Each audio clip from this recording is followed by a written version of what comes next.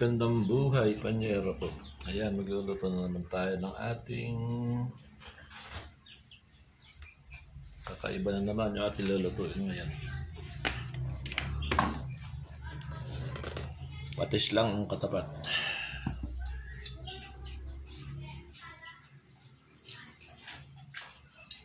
Luto tayo ng kanton. Pansit kanton ito. Sambay sahog natin. Gigisahin ko muna panyero itong panahog.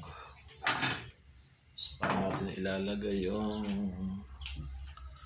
gulay. Ay, salamat.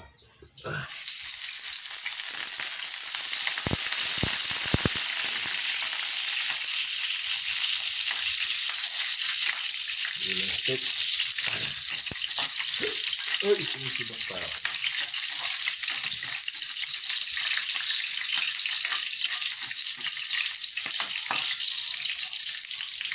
Atin lalagay ang bawang. Ay, bawang sibuyas. Ay, nakalimutan ko kumuha ng kono. Nakalimutan ko paminta.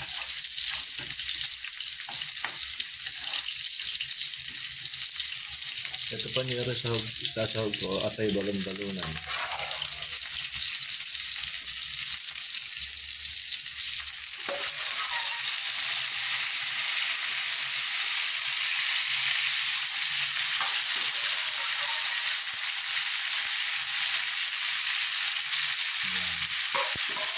Mayroon kamating sila itong balon-balunan sa atin na ito.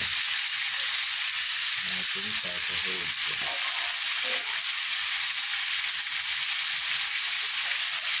Ito halo pang puso.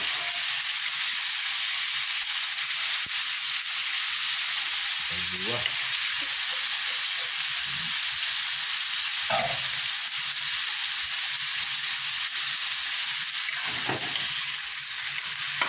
Ayan ito. Maraming sahog. Siguradong masarap ang mangyayari ngayon dyan. Maraming sahog eh. Takpan ko muna sa panyero para lumambot. Takot na kayo. Pwede yan. Palalabatin ko panyero sa hog. Ito lalagyan natin ng patis. Yan. Patis lang ang ating pampalasa. So, dami agad yung patis. Kaya ngayon tatakpan ulit natin para mamaya okay na siya.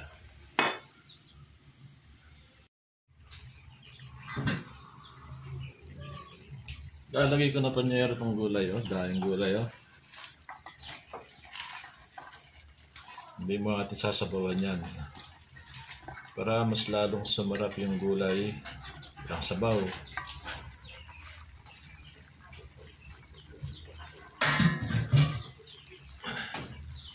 May nakasasabawan yung ito naman kung gulay na ito, panyero hanguin ko nga yan. Sa oras na lumambot siya, maging okay na, hanguin ko yan at saka ko iuhulog yung kanton. As pag naluto yung kanton, saka ko ihahalo ito sa kanton mamaya pag okay na silang lahat, pag saka ko lang i-mix.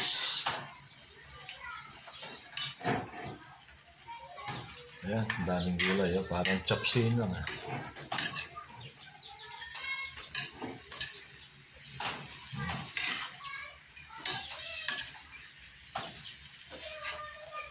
Pero mas masarap dyan panyero, yung half cook lang. Medyo crunchy siya, para nun, sarap. Ayoko sa gulay yung masyadong luto. Mas masarap yung crunchy.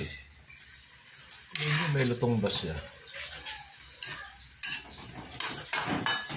Yan natin yung makuluan. Kami ako lalagay sa bawo. Bale ito na panyero, hanguin ko muna yung gulay, saka natin ilalagay mamaya yung saka ko iuhulog yung kanton. Pag naluto yung kanton, saka ko ito ilalagay. para hindi siya masyadong madurog yung gulay. Gusto ko kasi medyo yung crunchy pa. Ang ganda na lang.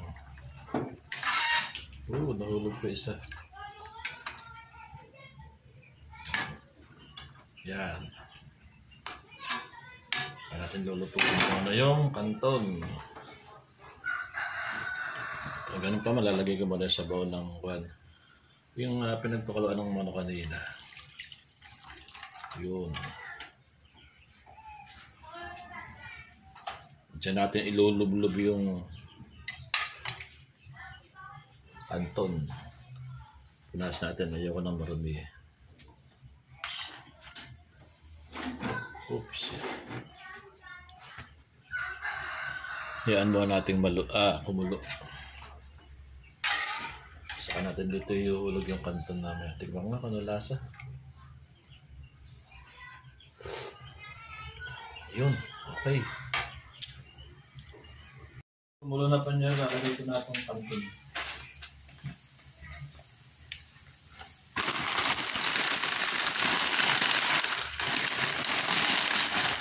Hindi natin paborito. Nahulog. Sayang. Ito kasi panyera yung aking paborito. Yung kanton. Kanton, pansit, okay sa akin. Palabok. Yan, sarap yan. Yan, yung isang araw, magluluto naman tayo ng palabok.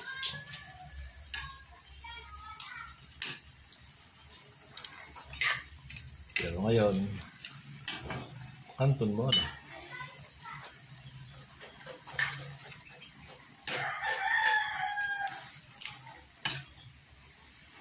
Pag lambot na, saka natin ihahalo yung gulay.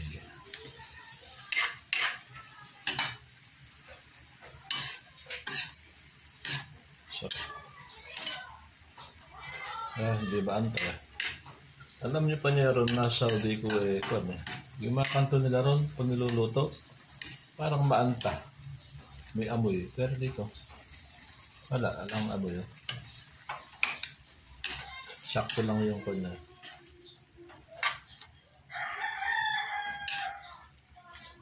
Sana puro maanta yung ganitong kanton sa Saudi.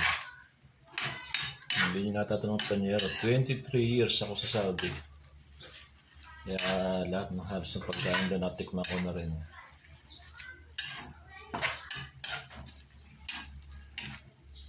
Kaya alam ko yung medyo maanta yung kanton nila ron. Mga apta, yung kanton nila apta. Pero meron din silang galing sa Pilipinas.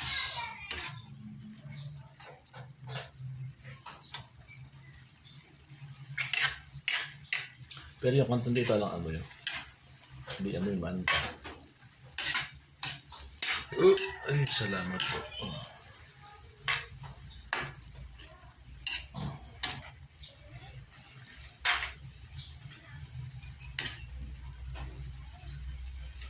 Ayan, tilabambot. Yan. Dalawang sandok na agad para maganda halo.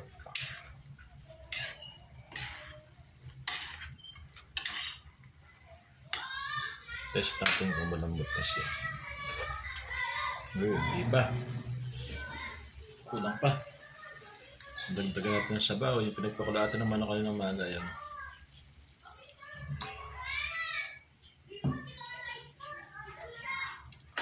Palagay ko naman dito lalambot na siya yan.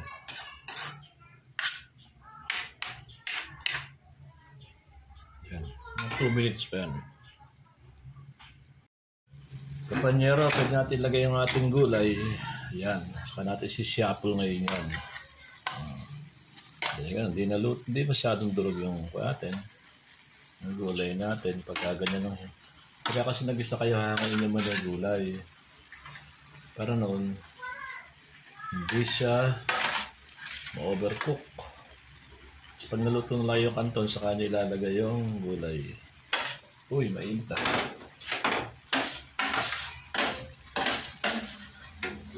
Hindi natin lalagay yung sabaw na yan. Baka halat. Yan. Saka natin sasya pulin ngayon yan.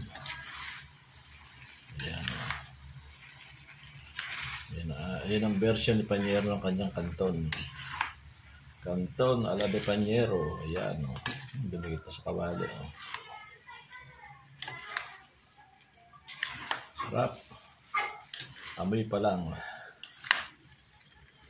Amoy pa lang ay okay na siya. Patay natin apoy.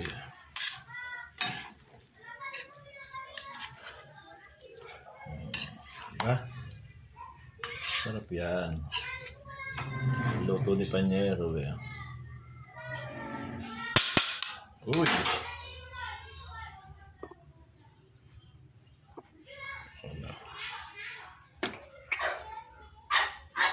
The best na ala Panyero kanton.